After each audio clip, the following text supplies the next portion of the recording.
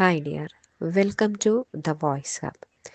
നിങ്ങളുടെ ജീവിത സാഹചര്യം എന്തു തന്നെയായാലും അതിൽ നിന്ന് ഉയർന്നു വരണം എന്നൊരു ആഗ്രഹമുണ്ടെങ്കിൽ അതിനുവേണ്ടി ശ്രദ്ധിക്കേണ്ട കാര്യങ്ങളാണ് പറയുന്നത്.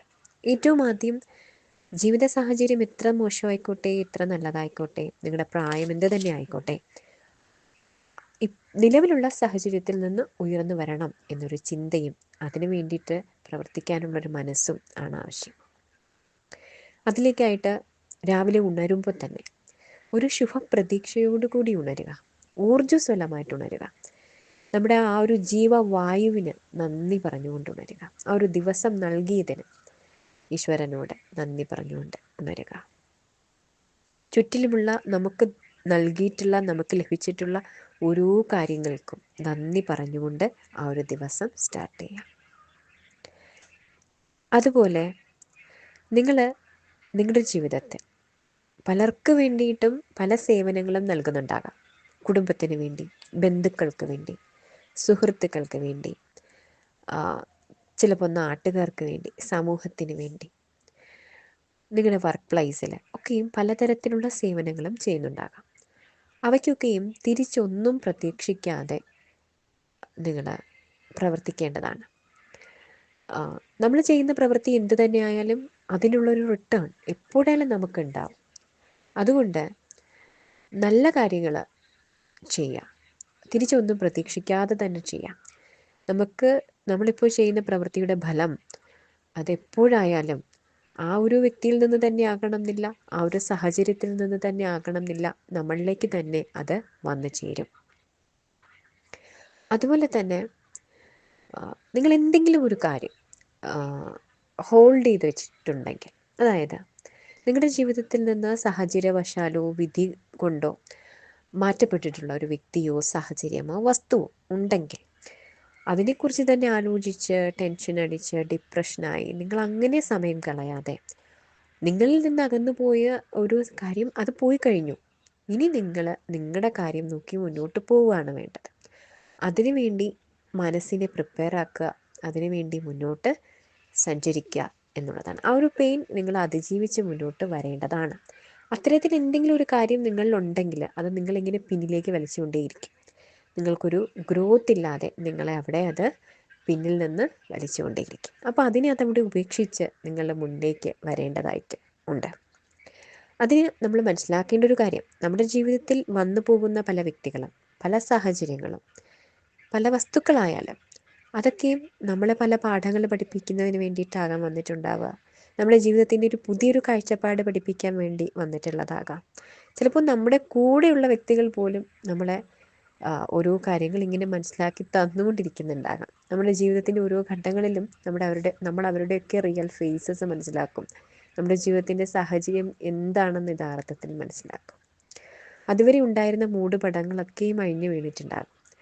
അപ്പോൾ ഇതൊക്കെ നമ്മളെ ജീവിതം എന്തെന്ന് പഠിപ്പിക്കാൻ വേണ്ടിയിട്ടുള്ളതാണ് എന്ന് മനസ്സിലാക്കുക. ഈ ഒരു വേദനയിലോ ഈ ഒരു സ്ട്രഗിളിലോ നിന്നു പോകാതിരിക്കുക. അതുപോലെ നിങ്ങൾ സെറ്റ് ചെയ്യുന്ന ഒരു ലക്ഷ്യം അത് ഏറ്റവും ഹൈ ലെവലായിരിക്കണം. നമ്മളൊരു ലക്ഷ്യത്തിന് വേണ്ടി പ്രവർത്തിക്കുമ്പോൾ നമ്മൾ എന്താണോ സെറ്റ് ചെയ്തിരിക്കുന്നത് അതിൻ്റെ ഒരു 50% നമുക്ക് ലഭിക്കുക. നമ്മൾ അത്രയും ആത്മാർത്ഥമായിട്ട് പരിശ്രമിക്കുമ്പോൾ അതിൻ്റെ ഒരു 50% ലഭിക്കുക. അതുകൊണ്ട് ഏറ്റവും ഹൈ ലെവലായിട്ടുള്ള ലക്ഷ്യങ്ങൾ പ്ലേസ് ചെയ്യുക. അതിനുവേണ്ടി ശ്രമിക്കുമ്പോൾ നമുക്കൊരു 50% എങ്കിലും ലഭിക്കും. ആ ഒരു ലക്ഷ്യത്തിലേക്ക് വേണ്ടി നിങ്ങൾ അഹോരാർത്ഥമായിട്ട് പരിശ്രമിക്കേണ്ടതായിട്ടുണ്ട്.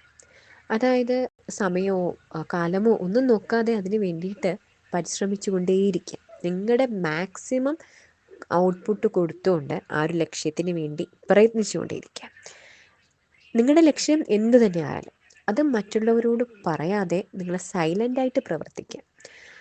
ആ ഒരു ലക്ഷ്യത്തെക്കുറിച്ച് മറ്റൊരു വ്യക്തിയോട് നിങ്ങൾ ഷെയർ ചെയ്ത് കഴിയുമ്പോൾ നമ്മുടെ ഉള്ളിലുള്ള ആ ഒരു തീക്ഷ്ണത കുറയും.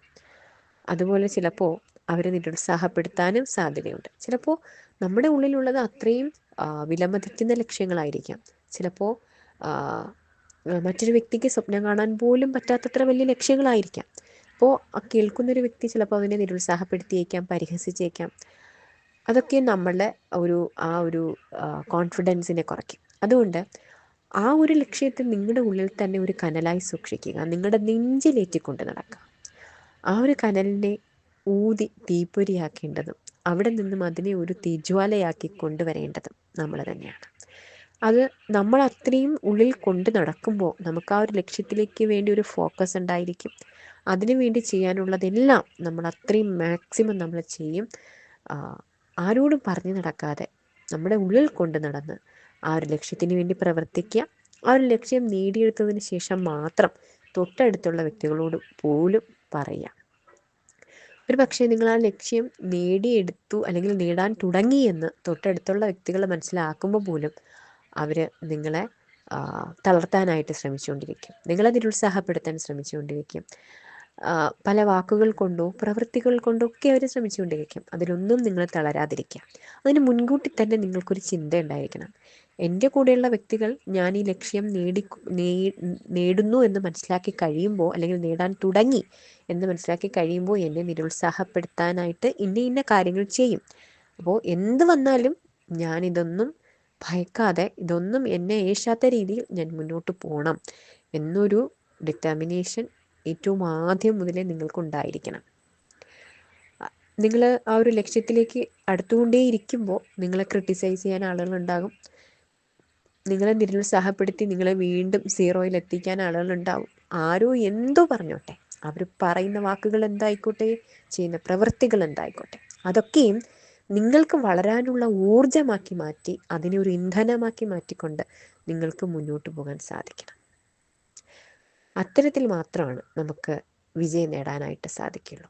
അല്ലാതെ മറ്റു വ്യക്തികൾ പറയുന്ന വാക്കുകളോ പ്രവൃത്തികളോ വേദനിപ്പിക്കുന്നുണ്ടെങ്കിൽ ആ ഒരു വേദനയിൽ നമ്മൾ പെട്ടുപോയി കഴിഞ്ഞാൽ അവിടെ ഒരിക്കലും നമ്മുടെ ജീവിതത്തിനൊരു ഗ്രോത്ത് ഉണ്ടാവാതെ നമ്മൾ സ്റ്റക്കായി പോകും.